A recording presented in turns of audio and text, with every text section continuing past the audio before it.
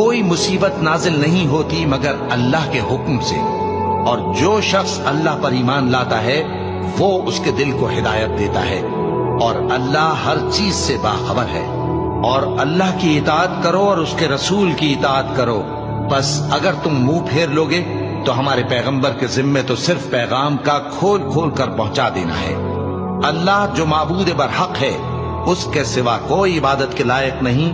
तो मोमिनों को चाहिए कि अल्लाह ही पर भरोसा रखें। मोमिनों, तुम्हारी बीवियों और औलाद में से बास तुम्हारे दुश्मन भी है, सो उनसे बचते रहो।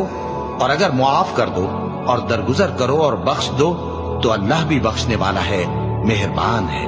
तुम्हारा माल और तुम्हारी औलाद तो आजमाइश है और अल्लाह के यहाँ बड़ा अजर है। सो जहां तक हो सके अल्लाह से डरो और उसके अहकाम को सुनो और उसके फरमाबरदार रहो और उसकी राह में खर्च करो।